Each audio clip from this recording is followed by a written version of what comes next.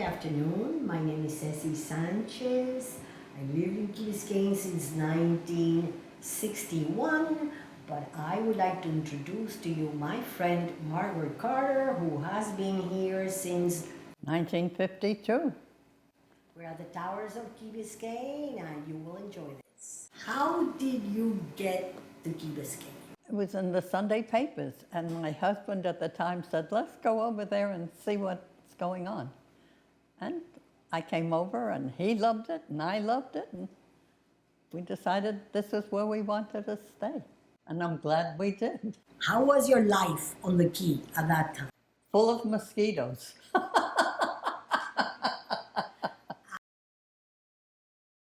Why did I come to Florida? Oh, to get a divorce. You wanted an honest answer. I am what I am. I had one daughter, and she came with me. Yeah. And she's with me still. Pam. And you met your second husband here? When I came to Key Biscayne, I picked up how many? 3? I picked up 3 on Key Biscayne. Maureen was born at South Miami, and the others were born in Mercy. Madeline, you came here in 1952. Were you one of the first families to come to Key Biscayne? Yeah, pretty much, yes. So there was a lot of construction going on, I guess. Oh, goodness, yes. It was a 3-bedroom. Those days, 1 bath, a 1.5 bath. Did it have a garage? No, we had to add that. No, there were no garages. In West Heather. And do you remember how much you paid for the house at the time? At that time, yes, let me think. Somehow remember 12,500, something like that. Is the house that you lived in, is it still there today? Does it still exist? Sure is, yes. People are still living there. It was built on pilings. It was very well built. Anything north of Heather was on pilings, and it was well built. The house was built on pilings because the water? No, yeah, because the ground was sand. Do you remember the company you bought your home from? Do you remember which? At the Mackle Company. And how about you, Ceci? Who did you buy yours from? Actually, Margaret sold me the first house. I believe I paid, that was the corner of Ridgewood and Hampton Lane, and I think I paid $62,000. This must have been maybe 74, 75. This was an A-frame Mackle. Yeah. That had a carport, and they had done like a kind of actually the house was a 3-bedroom, 1 bath, but they, in the utility room, had done like a Mickey Mouse little bathroom. Yeah. Remember those houses, and you had a utility room and you had for washing machine, but you didn't have there were no dryers at that time. So you hung your clothes on a clothesline? Clothesline. In the back. But there's a lot of rain in Florida. Was that a problem? No. I guess then the dryers came. So if it rained, you ran outside to get your clothes off the line? I remember my mother renting. I remember where I lived when I was 15, where I lived when I was 16, like that. And in some of the houses, what you had were the room air conditions. And then sometimes you had a room air condition in the wall and a little hole, and that room air condition was supposed to be cooling The whole house. both. We only had central air from Harry Tellum, remember? I was one of the first houses to have central air. Wow. And how did Harry tell him? Did he have a store, or how did that come about? No, he operated out of his house, I guess. Yeah, he lived behind us. His mother lived behind me.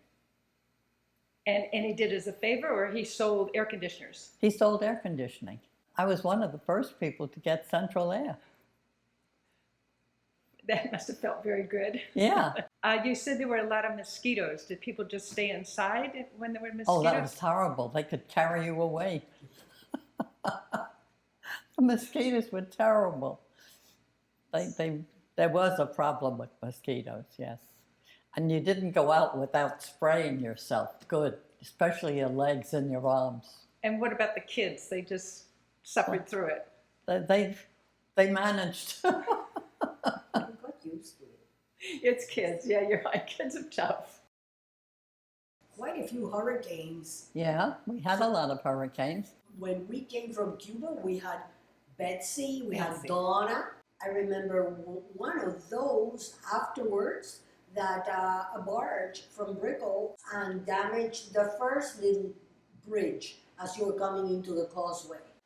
We as children thought it was a very exciting thing. The water line was damaged, therefore there was no water in Key Biscayne. We had a pontoon bridge to be able to have access to the causeway, and you had to go with buckets buckets to pick up water out by the 7-Eleven in order to have water in your house. And to give you a bath, I remember having a bath with a bucket like that. There was several days. I was living in Ridgewood at the time, and I remember fish on the lawn. Oh yeah, fish were right on your lawn. Did you go out and catch the fish and fry them for dinner? No. I remember at the time the sternos. You use the sterno to heat. To heat. And some people that stayed during the hurricane ended up having to broke some door or window in one of the second floor of the elementary school in order to take refuge. Elementary school. Yeah. Water got to them kind of up here and put their grandchildren in their shoulders. Mr. Camacho, I remember listening to that. We left for that hurricane. The only telephone available was at Vernon's drugstore outside. There was no phones for everybody, no. We didn't have access to phones for a little while. We had to line up for the phone outside Vernon's drugstore. The post office was also there. Yeah, the post office was there too. Everybody knew everybody, so it was a social event. At that time, when we came in 1960, there were phones. And if I remember, the phone started, at that time, I don't know why, we used Emerson. It was Emerson 12584, that was my number. And like Coral Gables, I don't know if it was Highland, and another one was Jefferson. So there were, I don't know why, it was Emerson for Key Biscayne. Yeah, there was a party line. There was someone else on your party line. And was it somebody you knew, or Yeah, you just hung up a couple of times to let them know you were waiting to use it. We had Simpson's grocery store, Country Pride. Yeah. Later. And food fair. We used to have a food fair here. And there was a bakery. Oh, Mrs. Happy's Bakery. And the best thing was, to me, the Crest 5 and 10. In that Crest 5 and 10, you found Everything. everything. From school supplies for children, yarn that my great-grandmother that lived here knitted, sundries, anything you needed, they had it. And that was where now the Gran Inca is, the restaurant. It was a 5 and 10, and it was wonderful. Really. We had an appliance store, Yes. Thompson's Appliance. that was where Island House, the Island Shop is. Yeah. so there were a lot of businesses here then? Oh, yeah. And Bristol's toy store was here then? Yes, I think. Bristol's, yeah. Up Bristol, yeah. Yes. Um, The Welk, Yeah, well, Burke Lehman's had the shop. children's It shop. was a children's shop. And of course, Key Bootery. Yeah. Key Bootery is where the Thai place is there. And from shoes, from children to adults, to clothing, handbags, and really, you could find, and you could do your shopping here, and these were stores that were reasonable. And another thing, we had Scott's Village, which was my favorite store, at Scott's Village, you could buy on credit. Like if I liked 3 or 5 dresses, I could take them home. I could pay them little by little. Oh, it was on layaway you could It do. was kind of there. It was on credit like that. How nice. And even at Vernon's, you just signed, and you pay your bill later.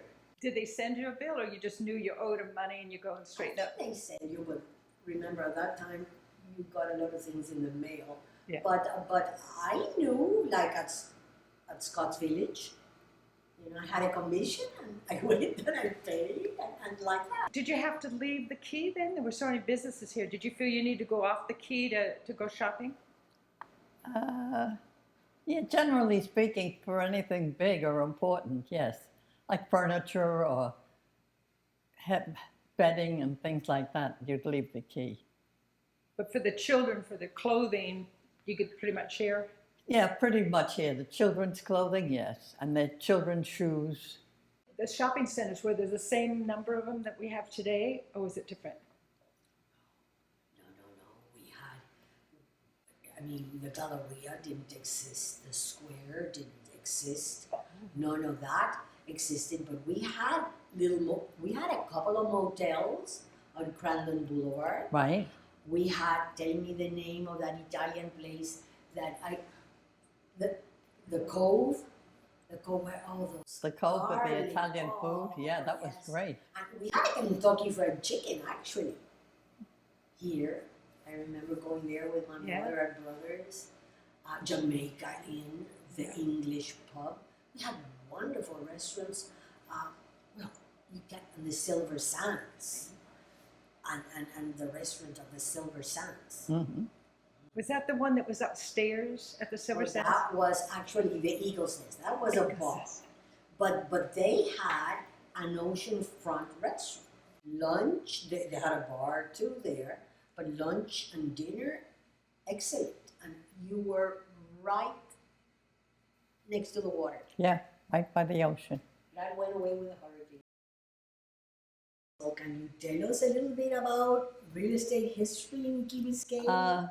I sold Mr. Nixon's house at 500 Bay Lane. He called me and I arranged to meet him and see his house. And his wife was there. She was lovely. Had a nice relationship with them. Yes. And there was a red phone somewhere. Now, where was that red phone? In their house, right? They had a red phone. I remember that. And that was a direct line to the White House? Yes. Bittner, the Bittners, yes. The Bittner family. Oh, God, they were funny.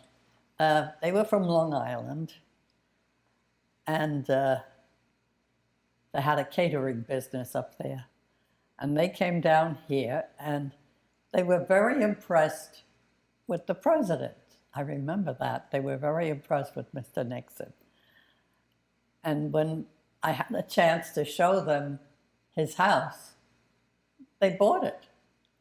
The location was very important because Bibi Raboso was very good friends for Nixon. And Haverfield, if I remember, had another house there. So it was kind of a compound of 3 or 4 houses Yes. on Bay Lane. Right. I think Nixon owned one, and I think maybe the government, or he owned the 2, or one was the government. Yeah, the government owned, the Secret Service owned one of the houses. And that, I believe, where the helipad is now, which is Devaney's house, that used to be the house of a Cuban family that I think owned or lived here. I bought the buyers over there. To the Nixon. So Yeah. when you went to show the house, did you have to get permission? Yeah, we just couldn't walk in. But he had a secretary, Olga or somebody, remember? You had to call Olga and get permission to come over. Olga was the secretary for Bibi Rebozo. So maybe it was arranged through Bibi Rebozo. Oh, so Alda was Mr. Rebozo's secretary. First, yes, right-hand person. She is still, she's still around. Olga, she was at the Key Biscayne Bank. Olga Guillarte, and she heads the Rebozo Foundation. And then when you presented the offer, did you present the offer to Mrs. Nixon or to Olga? No, I presented the offer to his lawyer. What The was- attorney was on the key here. No, it was all handled through the lawyers. Do you remember the name of the attorney that handled the sale for the Nixons? Yeah, that was Wakefield. Thomas Wakefield? Yeah. His daughter went to school with Pam. So when you spoke to the president, that had to be kind of exciting, like Mr. President's on the phone. Yeah, yeah. What were your impressions of Mr. Nixon or of the president or of Mrs. Nixon? Nixon was a cool duck. What do you mean by He that? wasn't exactly warm and friendly. He wasn't a cozy type. He was sort of aloof. Maybe shy? Oh, no, I don't think shy. No, never shy. But it was a simple house. It was not the house. The Winter White House was not a mansion. No, just a. Just a I was embarrassed to tell people that's where they lived. Really? And were the furnishings very simple also? Ah. You did better at the thrift store. I mean, there was nothing to get excited about. Oh. Yeah, it had a beach. Yeah. That was nice. It had its own beach. And did you ever meet the daughters, the Nixon daughters? Did you ever have a chance? No, I never met them. They came over with their mother, and she was lovely. You know, we had an office Key over Biscayne- the bank or something like Key that. Biscayne- exactly. There was a Key Biscayne Bank. Inside the Key Biscayne Bank is where we had a desk. The Chamber of Commerce had a desk. And like every Friday, Chamber of Commerce members would wear this island-style shirt that, if you want to, I have one that Bob Bristol gave me, but he gave me an extra large one, so it's brand new, and it would be a nice thing to do again, you know, Island Days, it was called Island Days. They actually gave you, in the bank, they gave you popcorn every Friday. Yeah. There was a popcorn machine. They even would give you even doggy biscuits to the dogs when you went through the teller. So life, if you wanted to know what was going on in Key Biscayne, more or less, Key Biscayne Bank was the center. And or you went to Chiefs across the street. And apart from getting good fish and, you know, to cook for dinner, you kind of learn everything. Was there only one bank on Key Biscayne at that time? Yes, just one bank. That was the Mr. Rebozo's bank. Yes. Well, I remember the coconut plantation, yeah, but that was But it was, there. it was woods. It was really that area there, right? You had where Galleria is, Yeah. the shopping center. You had the Jamaica Inn and a gravel parking lot, and then the English pub, and then behind that and towards the Village Green, actually it was the woods, no? It was not it was, remember, Mr. Rebozo had an agricultural tax exemption, so he kept it that way. The barn was across the street where now the estates or Grand Bay Estates are. That's where the big barn. And what was in the barn? What was the purpose of the barn? Do you remember? Must have been agricultural when the Mathesons had the plantation going. Maybe the barn was there. Unfortunately, it wasn't preserved. I was born in New York City. I heard that you were a model. I was a model. I was a model in London, and I was a model in New York. Maximilian. And Max Kosh also. And who else? You met Walt Disney when you were modeling? Oh, yeah. He was very nice. And you met Walt Lucille Disney. Ball? Oh, Lucille Ball, she was great. You never knew who I'd find in the showroom, but could have been anyone. You were too young, so you joined Oh, The Canadian Army. joined the Canadian Army when I was 18. I couldn't join the American Army then, you had to be 21. Now it's different, but then you had to be 21. Because you wanted to get involved in the war effort? Yeah, And what did you do, what position in the Canadian Army? I was a postage child. I did a lot of recruiting. CWAC, Canadian Women's Army Corps. But how did you join in Canada? Because were you a Canadian citizen or lived in Canada? No, they just were glad to get me. What a wonderful time. And then So you were a recruiting officer. Yeah, and then I also was in the Canadian Army show. We did the Army show. We had a musical. Like the USO shows. Yeah, right. And, what And did we you do? toured from Montreal all the way to Nova Scotia, to Halifax. And that was great. We had a lot of fun. And what did you do in the show?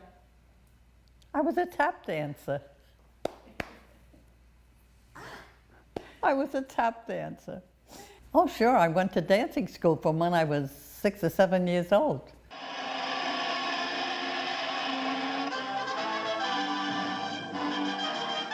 Welcome, sisters, to the right. We're the proudest girls in the world. We're in this battle to help our men. Come and join all of us fighting. We're Johnny will come marching home again to the proudest girls in the world. Yeah, I married an RAF pilot, yeah, and I went to London during the war. I met him in Canada. and tell them. That's the ship I took over, Yeah. Rangatiki. It was a New Zealand refrigerator ship. That was the only way to get there. The U-boats were sending torpedoes at us. We had to zigzag across the Atlantic. Yeah, we were in a convoy. And you were with the Canadian Army at this No, time? no, I was out of the Canadian Army. Now I got out. Why did I want to go? I was crazy. Because you're Yeah, I famous married for Alfred. it. He was an RAF pilot. I married him. So you wanted to go and be with him? Yeah, With his family. And yeah, I went to live with his family in London. They were very nice to me. About Oh, the doodle bugs and when you got blown up twice. yeah, the scars to show it. From the B1s and the V2s. Oh, shrapnel. Yeah, shrapnel.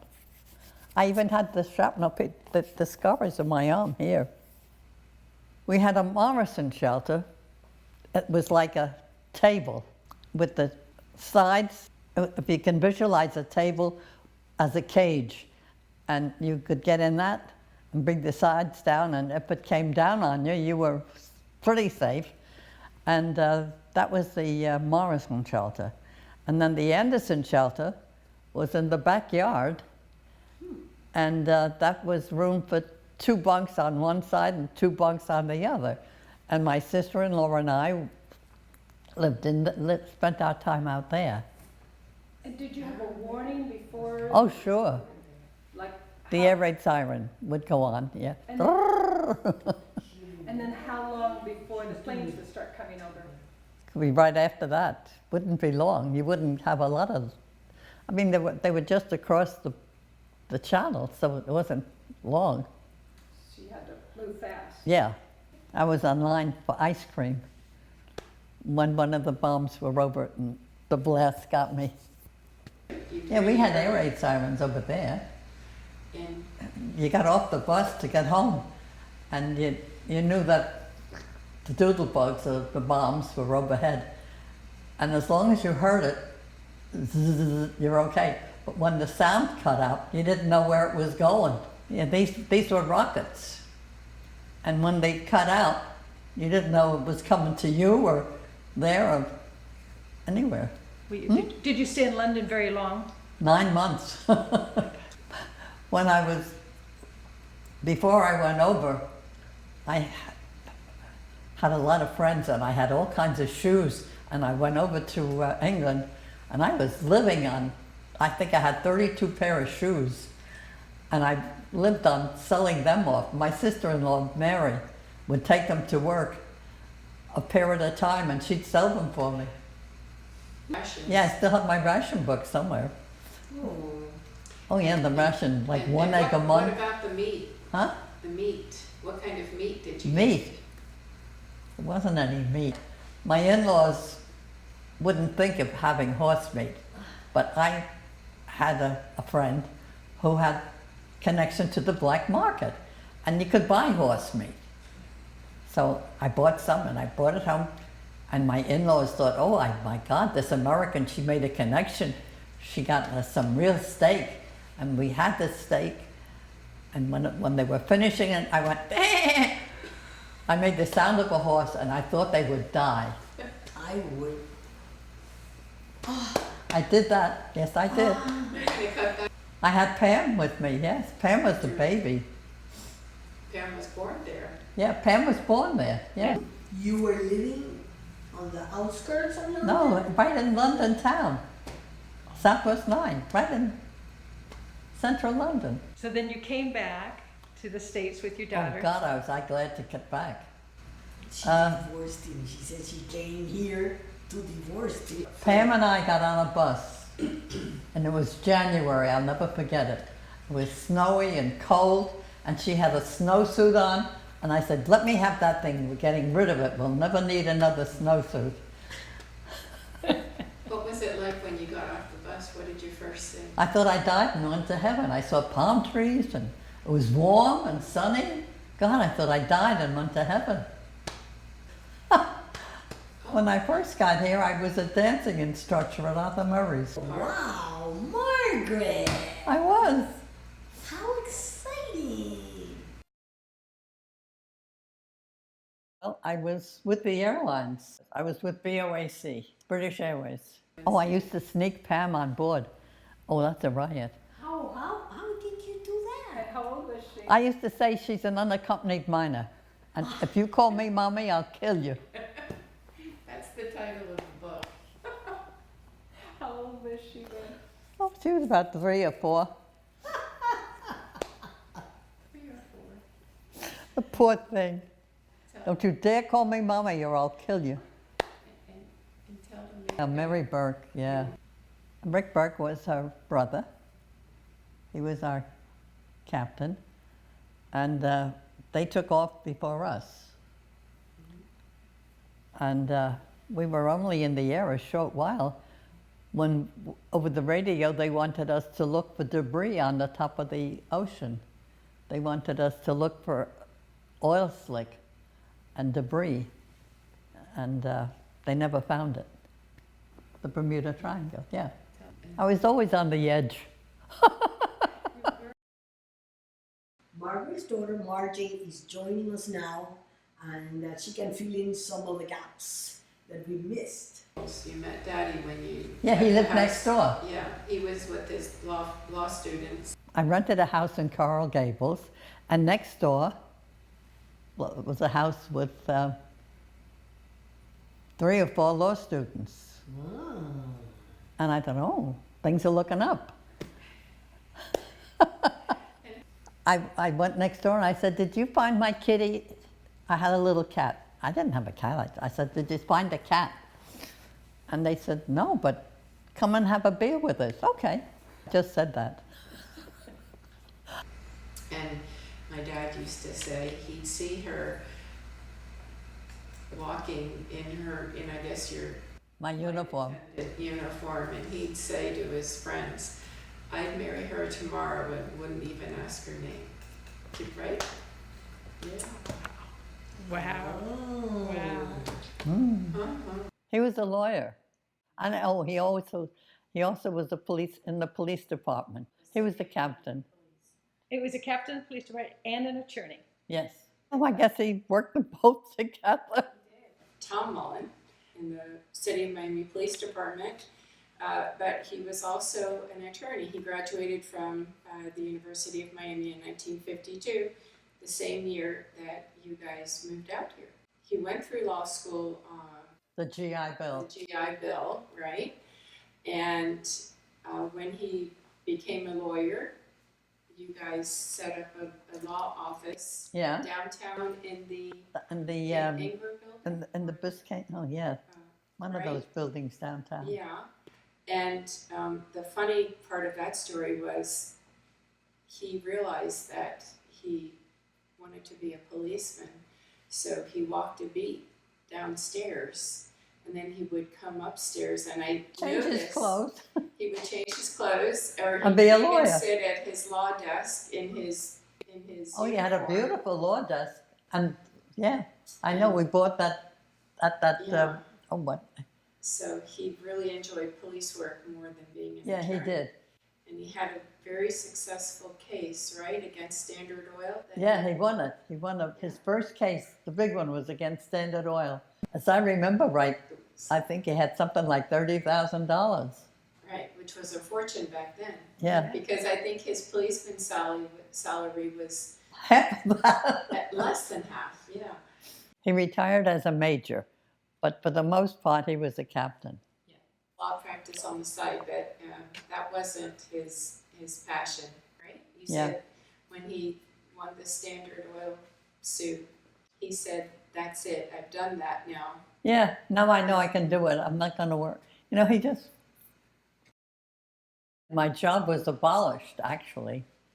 Because I had control in Miami and they wanted the control moved to Trinidad. So I had a choice of leaving them. And I didn't know quite what to do, so I figured I'd better go into something new. That's when I decided to get my real estate license and become a realtor. That's when I joined the Key's company. Were there very many realtors in the office or on the Key? Not too many, no. Maybe about 4 or 5. And were there other real estate companies or just the Keys? Yeah, there were others. There was Camerata Lindstrom, that was one, Crandon Realty. and Crandon Realty, And and Jerry Clark. Jerry Clark. There were like 4 or 5 real estate companies, yeah. Mostly women. Mostly women. I just turned 14. My mother, we were in this, what we Cubans say was the most beautiful beach in the world called Varadero in Cuba, about an hour, maybe an hour and a half from Havana. And we would spend our summers there. And my mother said, "Don't say goodbye to your friends tomorrow after lunch. We're going back to Havana. We're getting in a ferry, and we're going to Miami for a couple of months or so until the situation gets better." So that's what happened. Sunday we left after being, in the ocean, had lunch. We were renting a house. We did not own in Varadero. We rented a house for the summer and we went to Havana. I still have my suitcase. A little weekend bag. I said, Miami, I guess it's the same as Varadero. So I just put some swimsuits and a couple of shorts, some romance novels that I used to like to read. That's it. We got my parents were divorced, my mother and us 4. I was 14, my youngest brother was 7, and my uncle picked us up in Key West, and we slept in Marathon that night, and he brought us to Key Biscayne, and we ended up in Crandon Courts, which is where Le Fair now is. That was a small, like efficiency type motel, and my mother took 2 efficiencies for us, 4 children and her. And if I remember, I think it was Pantry Pride, the one that was next to it. So I guess she got eggs and some bacon, and I remember her making us breakfast. I remember seeing the first time a shuffleboard court. She actually did not like Key Biscayne. I do not, this is July 18th, 1960. So my aunt and my grandmother ended up settling in New York, so she said, I'd rather go there. So I went to boarding school for a year. Same non-school where I went in Cuba, had a school in Philadelphia, and so I did my 10th grade there. And then the Bay of Pigs happened. My father was 38 at the time. He had been part of the training camps, and he suffocated when he was put in a metal truck. I would take in prisoners. They stuffed that truck. They said, which one less bullet? Stuff them in there like pigs. It doesn't matter. So they were taking them prisoners to Havana, and he died. So kind of for us, the world changed. At least my life changed, but we were not going back that soon. So we settled here in Key Biscayne. My uncle was still living here, and eventually, as the years kept passing, well, my grandmother came from New York, my aunt, some cousins. I even had my great grandmother live in Key, on the Key, up to 102. Wow. So we settled here, and I was able to raise my family and got married. Well, Pam and I went to high school together. Yeah. My husband had the use of his older brother's car, and he would take us to school. He was our carpool. Margaret had to pay for Pam, and my mom paid for me, and he was our driver for 11th grade. Actually, I knew my husband from Cuba. The families knew each other, and just like I am related to Maureen also by another way, and we made our life here. His family also, my husband's family had also left, and they also settled here. My uncle, I have cousins still living here. I knew everyone when we were kids. Didn't you know pretty much everybody on the Key back then? Oh, yeah. If you didn't know them, you knew who they were. Mostly young families, like you said. Oh, yeah. They were mostly GIs, you know, that got out of the service and bought houses out here that were on the GI Bill. And the Key Biscayne Hotel was another jewel that we lost, unfortunately, Yes. to Ocean Club. You saw Nixon meet Kennedy there. Nixon and Kennedy. Oh, yeah. When They met out of the Key Biscayne Hotel. and you guys saw that. I saw them. I had movies of them. I have them somewhere. Yeah, because you were at the beach club next door. I was and in you the beach looked club over next door. They met after Kennedy won the election in 1960. The hotel was beautiful. Yeah. And the restaurants were beautiful, and they had a little bar there with music, wonderful. And the Sonesta also, you had a little bar there that if you Yeah, didn't Sonesta feel was like wonderful. going to sleep early after dinner, there were places that you could go. And Yes, I remember. The Key Hall. Oh, yeah. And we'd call there and say, "Is my mother or my mother and father?" I say, if my children call, say I'm not here. We could hear you saying that. Yeah. Is that true that Tell them I'm not here. went inside with a horse? Oh, the girl, whatever her name was, Marilyn or somebody, she Yeah. came in with a horse. You see, inside. She came inside the restaurant on a horse. Hurricane Harbor. The Hurricane Lounge. The or Hurricane something. Harbor restaurant Yeah. where they used to get the soup. She Oh, rode a on the horse beach? right into the bar. I guess they might have had horses at the farm, at the barn. They did because my Pam put me on a horse, on a horse there at the barn. See? Yeah, I remember that when I was just like maybe 4. They were wild days out here. But I remember also Pete Ferguson, who was a developer, lived next to my uncle in Bottomwood, and he would give my uncle the key for the state park. And I mean, we had it to ourselves. It was just a chain link fence. Remember, this is before they did Cape Florida. Yeah. So Wow. remember when they were selling the houses, the villas that were part of the Silver Sands? They were selling there were some bungalows around the Silver Sands that you could stay, not just the motel, but I think there's maybe 1 or 2 left. I was even thinking I'd buy one and put it there, but I couldn't connect it with the water. They were mostly retired GIs, you know. Most of them bought on the GI Bill. So they were veterans, ex-veterans. My brother-in-law, his family came in 1960. See, I was first cousins to my mom. So this is what happened.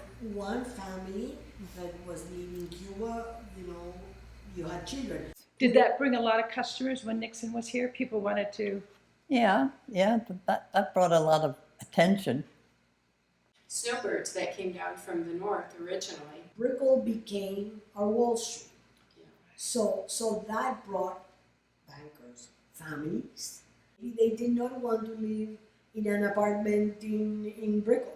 So they had expense accounts. And some of these, we had tenants that eventually ended up buying because they fell in love with our way of life. I would say the Cuban immigration here, through the years, you just not only grew, but you learn the way of life of your new country. People that came out here were people that liked being close to the ocean. They liked the way of life. You either were a Key Biscayne or you weren't. And you liked this light way of life. My children, I think, they learned English. First language spoken at home was Spanish, and then you had Sesame Street, and then they went to school and they picked it up, and suddenly they became more fluent in English, and we ended up speaking Spanish sometimes. So my son, when he was at the elementary school, it was a different again. There were Europeans, Central and South Americans, and third generation like he was, yeah. But I think also when they developed Key Colony, Mr. Schallenberg, he advertised all over the world.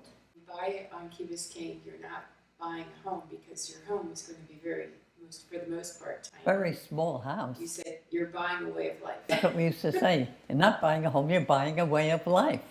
And has that way of life changed over the years, you think? Yes, I would say. Yes, it has changed. But it's still a great way of life. It is, and you have let's see, how many generations now? There's 3 generations Yeah, that you started, right? yeah. I live here. I live on Greenwood, and I live very close to the house that I grew up in West Heather Drive. And I live next door to my sister Maureen. She's the baby. And my sister Tammy lived down the street up until just this last year. She's now moved to Vero Beach, so she's the first one to leave. Pam lives here part-time. Yeah. She trained her daughter Maureen, Yes. took her under her wing, and they were mother-daughter team in real estate. And then Maureen's daughter, Emma. So you had 3 generations, and I think they're still at it. Oh, Maureen is very, very much in real estate, and with her daughter Emma, they're partners now. So that's the 3rd generation. And I'm sure she walks the corridors or downstairs, and they ask her about real estate, and immediately she picks it up. Yeah. One of my best memories was the guy who lived down the street, 2 doors down, Stu, who had the puma, the mountain lion, Daisy. Oh, I remember the puma walking. We used to, Robots, and robots. we used to play with. Louis Robots? His name was Stu, and he used to drive a Jeep, and he had a puma in his home, 2 doors down the street. And as kids, we would play with this. It had no claws, if I remember right. At least I hope it did. Oh my God, the zoo at night, I can remember at night I was in bed, and I could hear this roar. My God, it sounded like it was right outside my door because we didn't have much shrubbery up. The sound was like it was right next door. Was that the lion or the peacocks? What was The lion. The lion. One lion? Yeah, the lion. My father killed a rattlesnake in the park here. And remember when he used to jog through the park every day, and he killed a rattlesnake and he brought it home. And he had the skin, the woods, like where the village green is now. And when we used to get off the school bus on Crandon and have to walk through the woods, it was really scary because kids would always make up stories about some guy living in the woods. I remember that. And yeah, it was really thick. Seen so many changes, different people coming in, going. What do you think the future's going to bring? I think the future is pretty well set because the people that came here were a type of people that liked the beach, liked the way of life, and they're still here and they're even growing. So I think the future is good for us. I would like to welcome the residents of Key Biscayne, the ones that picked to come and live in our community that we find so special. But I would like those residents to remember why they decided to come and live here and respect and treasure what we have. Learn the ways of the island and make it better. Make it better. There's always room for improvement, but respect the environment, respect traffic laws. I hope we do not continue to make such large houses as we have here, because even though I think value is still here, it will remain a very desirable place to live, but we need to think of the environment, and we need to think that we live on an island, and that we are worried about what happens if it rains too much, where the water drains, etc., and we cannot continue cementing, and preserve our trees, please. What do you love most about Key Biscayne? The drive when I come home, because I work in Miami. So every day when I hit the toll, what used to be the toll booth, or still is, I guess, something kind of just comes over you. You take a deep breath, you look at the beautiful water, and I never get tired of the drive. I participate in our community in whatever is possible that I can participate in. Sometimes I complain a lot, but I think we can strive for better. I like being able to talk to people, and generally most people are friendly. You have a wonderful council that you can talk to.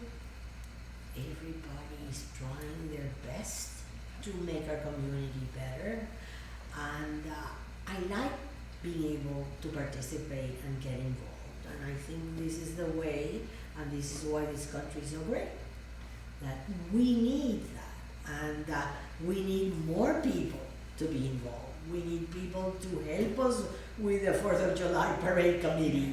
We need that, and that is a mindset that is American, and we need our residents that came from another country to understand that that's why they decided to come and live in Key Biscayne, because we're so special. But we need them to come on board and give us a hand, because some of us are starting to get a little tired. My son is a student in North Carolina, college student, but yes, he still loves the Key, and he really appreciates the way of life. First thing he does when he comes home on a break is gets in the golf cart and does a tour, and he calls it his island. So he loves the Key. I love the proximity to Miami. It's a wonderful location. It's much more tropical than the rest of the Miami area. I can see my lighthouse. And I love how you say, I can see my lighthouse. Yeah, my lighthouse. Don't you feel that everybody on Key Biscayne, it's like our park, or my bridge, my commute? My island. Yeah, that's it, my island. My lighthouse.